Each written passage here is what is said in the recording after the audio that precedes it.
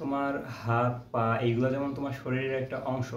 একটা হাত যদি আজকে অকেজো হয়ে যায় বা একটা পা যদি আজকে অকেজো হয়ে যায়, তোমার লাইফ কিন্তু একদম থেমে যাবে না। এরপরও তুমি কিছু না কিছু করতে পারবা। ঠিক তেমনইভাবে পড়াশোনাটাও তোমার লাইফের একটা অংশ।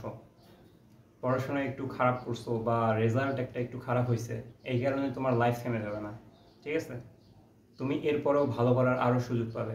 হ্যাঁ, হয়তোবা রেজাল্টটা ভালো করলে বা পড়াশোনাটা আরেকটু ভালো করলে তুমি আরেকটু ভালো জায়গায় যাইতে পারতা, কিন্তু একটু খারাপ হয়েছে দেখে যে তোমার লাইফ থেমে যাবে বা তুমি নেশার দিকে চলে যাবে, নেশাগ্রস্ত হয়ে যাবে বা খারাপ দিকে চলে যাবে, এটা কোনো কথা না। সামনে তুমি আবার ভালো করতে পারবে, সেই সুযোগ আছে। বাট তুমি লাইফকে শেষ করে দিলা, একটা তুমি আত্মহত্যার পথ বেছে নিলা, এর মানে তুমি লাইফটাকেই থামাই দিলা, আরেকটা ভালো রেজাল্ট হওয়ার পথকেই তুমি থামাই দিছো। সবসময় মনে রাখবা, লাইফের জন্য পড়াশোনা, জীবনের জন্য পড়াশোনা, পড়াশোনার জন্য জীবন না। ঠিক আছে, তোমার লাইফ আছে, তোমার জীবনটা আছে, মানে তুমি আরেকবার ভালো করতে পারবে। একবার তুমি পরীক্ষায় খারাপ করছো, তুমি লাইফ শেষ করে দেবা, এটা কোনো সঠিক সিদ্ধান্ত হতে পারে না।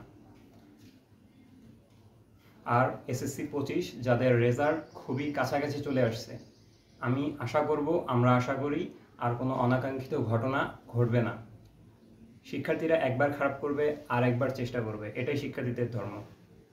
সো বি কেয়ারফুল, নিজের লাইফের দিকে সিরিয়াস হও। তোমাকে পড়াশোনাটা তোমার লাইফের একটা অংশ।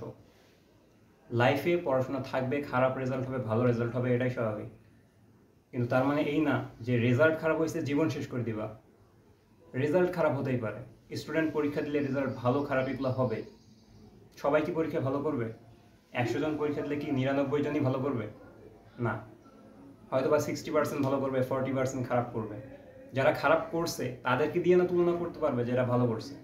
সো তুমিও কোনো অপ্রয়োজনীয় স্টুডেন্ট না, বরং তোমাকে দিয়ে ভালো স্টুডেন্টদেরকে তুলনা করা হয়। তুমি আবার সামনে চেষ্টা করো।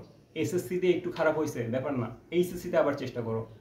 কিন্তু তুমি যদি লাইফকে শেষ করে দাও, মাদকের দিকে চলে যাও, খারাপ দিকে চলে যাও, তাহলে তোমার সামনের ভালো করার রাস্তাটাকেই তুমি বন্ধ করে দিলা। সো এসএসসি 25, আমরা চাইবো আর কোনো অনাকাঙ্ক্ষিত ঘটনা না ঘটুক। সবার জন্য দোয়া থাকলো, সবারই রেজাল্ট ভালো হোক, মনের মতো হোক। আর রেজাল্ট কোনো কারণে একটু মনের মতো না হলে, কোনো অনাকাঙ্ক্ষিত ঘটনার জন্য না ঘটে, এই মেসেজটা আজকে আমি এই ভিডিওর মাধ্যমে দিলাম। আশা করি তোমরা অনাকাঙ্ক্ষিত কোনো ঘটনা ঘটাবে না। সবার জন্য দোয়া থাকলো।